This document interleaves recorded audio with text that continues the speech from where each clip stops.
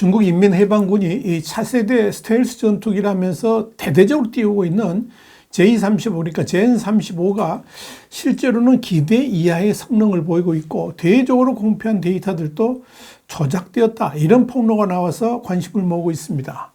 그러니까 허우대만 멀쩡하고 전투 능력은 부실하다는 건데, 이 J-35 스텔스 전투기에 대해서 Y타임스가 추적해 봤습니다. 지금 시작합니다.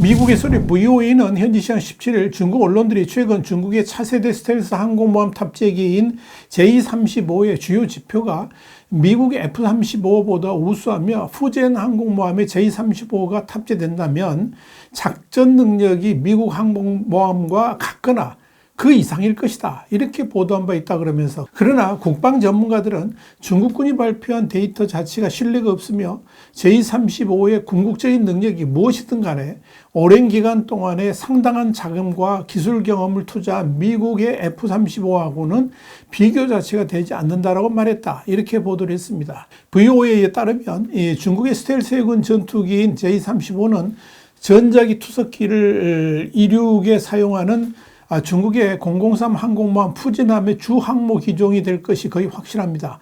최근 랴오닝함 갑판에도 동급 모델이 등장해서 랴오닝함과 산둥함을 포함한 세 항모 모두 J-35를 주 항모기로 사용할 것이다, 이런 추측이 나오고 있습니다. 또한 전자장비는 온보드 GAN 능동 위상 배열 레이더, 그리고 광전자 분산 조리개 시스템, 수동 적외선 감지 시스템 등을 갖추고 있고, 사일로와 두 날개 총 8기의 중장거리 초음속 공대공 미사일을 장착할 수가 있습니다. 최대 이륙 중량은 35톤이고 최대 비행 속도는 마하 2.2, 그리고 작동 반경은 1350km, 무기 최대 적재 중량은 8톤입니다. 이와 관련해서 중국 항공학회 항공지식 왕야난 편집장은 지난 4일 발표된 J-35의 최대 이륙 중량은 이미 미국 F-35를 추월한 것이고, 스텔스 성능과 속도 및 기타 주요 지표에서도 F-35를 뛰어넘는 데다가 이 J-35를 중국의 항공모함에 탑재하게 된다면 미국의 항공모함과 대등함을 넘어서 더 뛰어넘는다라고 밝힌 바 있습니다. 문제는 누가 중국 당국의 일방적인 이 데이터를 믿을 수 있겠느냐 하는 점입니다. 실제로 저명한 국방 분석가이자 PLA 트래커의 공동 설립자인 맨 루이스는 VOA하고의 인터뷰에서 J-35의 능력에 대한 많은 추측이 있었지만 개인적으로 이 J-35에 대해서 언론에 공개된 데이터의 정확성에 대해서는 확신하지 못한다 그러면서, 다만 중국의 J-35가 미국과의 스텔스 경쟁에서 동등한 위치가 되기를 원한다는 것만큼은 분명해 보인다, 이렇게 말했습니다. 이 지적 그대로 전투기의 속도만 하더라도 마하 2.2가 총 중량, 그러니까 모든 무기를 탑재하고 나오는 속도인지 아니면 빈 전투기로 날아가는 속도인지도 명확하지 않습니다. 당연히 8톤의 최대 폭탄 적재량을 확보하고 비행을 하게 되면 속도가 떨어질 수밖에 없겠죠. 그런데 그런 것들에 대해서 전혀 공개하지 않고 있습니다. 그래서 중국 언론들이 밝힌 재원이 일방적 홍보용 수치라고 단정을 해버리는 겁니다. 맨 루이스는 이어서 중국이 J-35 개발에 많은 돈을 투자했지만 이 스텔스기 개발 경험이 제한적이라 그러면서 미국은 냉전 시대부터 이 스텔스기를 개발해 왔다라고 꼬집었습니다. 그러면서 맨 루이스는 최종적인 능력에 관계없이 J-35는 F-35와 비교할 수 없다라고 생각한다, 이렇게 짚었습니다. 이와 관련해서 미 군사 매체인 1945는 중국이 해킹을 통해서 F-35와 디자인이 거의 같은 복사판을 만들긴 했지만 레이더 성능과 스텔스 기능, 전투 능력 등 핵심 기술까지 확보했는지는 의문이다, 이렇게 말했습니다. 단순한 디자인만 베낀 낮은 수준의 짝퉁, 그러니까 맷카피일 가능성이 크다 하는 겁니다. 그런데 뭐니 해도 중국산 스텔스기의 가장 큰 문제는 엔진이라고 할 수 있을 겁니다.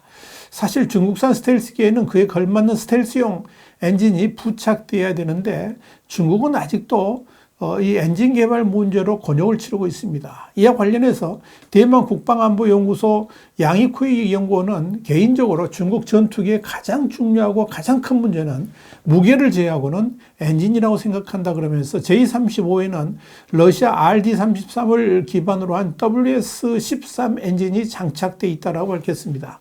그런데 WS-13의 순중량은 1135kg이고 J-35에는 엔진 2개가 장착되어 있기 때문에 총 중량이 2270kg으로 미국 F-35에 사용되는 F-135 엔진의 1701kg보다 500kg 이상 무겁습니다. 더 큰 문제는 WS-13 2대의 합산 추력이 F-135 엔진 1대의 추력보다 낮다는 겁니다.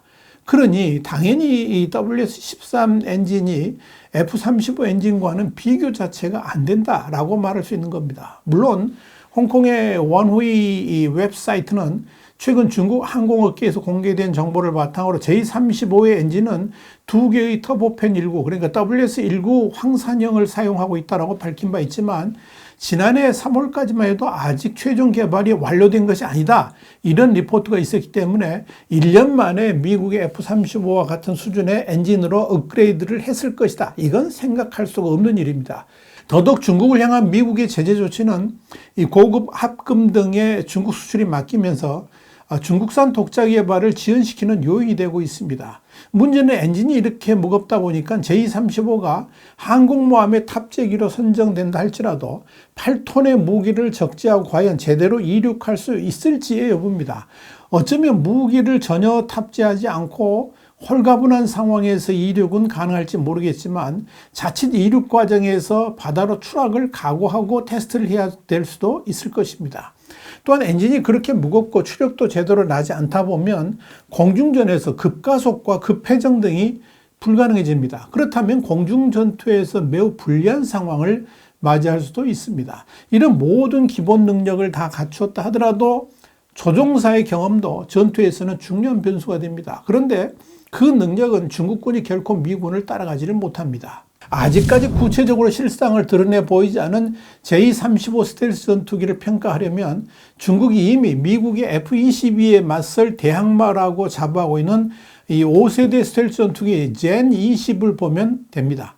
그런데 이에 대해서는 지난해 9월 13일 미국의 군사 전문 인터넷 매체인 월존이 태평양 공군 사령관인 케네스 S. 윌스바흐 대장의 말을 빌어서 우리가 보유한 것들, 그러니까 F-22 랩터라든지 F-35 라이트닝과 비교를 했을 때 이 시점에서 J-20은 지배적인 항공기가 아니다라고 생각한다. 이렇게 평가한 대목에서 드러납니다. 미국 워싱턴 DC 교회에서 열린 항공우주군 협회 연설에서 웰스바흐 사령관은 중국인들이 카피하는 데는 능하지만 그 항공기의 기술 대부분은 우리에게서 훔쳐간 것이다. 이렇게 평가절하면서 중국과 미국 전투기를 종종 1대1로 비교하지만 이런 비교는 미 공군의 훈련 강도나 미국이 우방국 파트너 국가들과 연합훈련하는 상호 운영성을 배제하는 것이기 때문에 우리가 한국을 비롯한 우방국들과는 고도의 훈련 수준을 고려한다면 중국은 매우 큰 열세에 놓이게 될 것이다. 이렇게 말한 바 있습니다. 윌스바흐 대장은 또 타이완으로서는 J-20을 막을 방공망을 갖춰야 하긴 하지만 J-20의 용도는 제한적이며 더 큰 위협은 타이완을 폭격할 수 있는 중국의 H-6 폭격기와 탄도 크루즈 미사일이다. 이렇게 밝혔습니다. 그는 내가 타이완이라면 이 시점에서 J-20에 지나치게 우려하지 않겠다. 이렇게 말했습니다. 그런데 이 J-20의 가장 큰 문제는 앞서서 말씀드렸습니다만 역시 엔진인 것으로 지적됩니다. 이 5세대 스텔스 전투기는 압도적인 기동력과 전투력으로 제공권을 장악한다는 점에서 F-16, Su-27 같은 4세대 전투기들하고는 기본적으로 차원이 다릅니다. 무장이 더 강력해졌기 때문에 당연히 무거운 이륙 중량을 감당해야 되고 그러면서 민첩하고 공중기동 능력도 더 빠르고 뛰어나야 됩니다. 그러기 위해서 절대적으로 필요한 것이 강력한 성능을 가진 제트 엔진입니다. 미국 경우에는 2005년에 실전 배치된 F-22 스텔스 전투기가 있는데 프레덴 휘트니사가 개발한 F-119 엔진으로 이 문제를 해결했습니다. 러시아도 자체 개발한 AL-41 F1 엔진을 Su-57에 장착을 했습니다. 그런데 중국은 그런 엔진에 대한 원천 기술 자체가 없습니다. 그래서 중국은 제25세대 스텔스 전투기의 4세대 전투기인 수호이 27에 들어가는 러시아산 AL-31F 엔진을 사용해가지고 일단 공중에 띄웠습니다.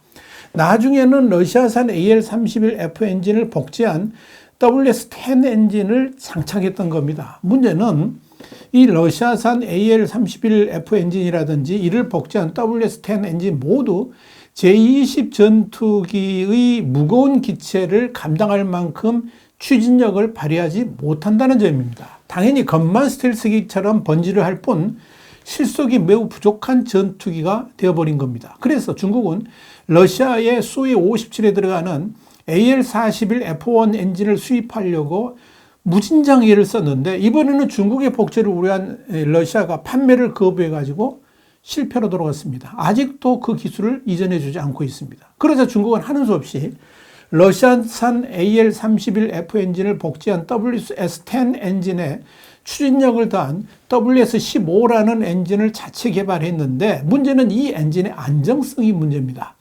제대로 된 출력을 발휘하지 못하는 엔진은 지향성 에너지의 원활한 사용도 하지 못하게 만듭니다.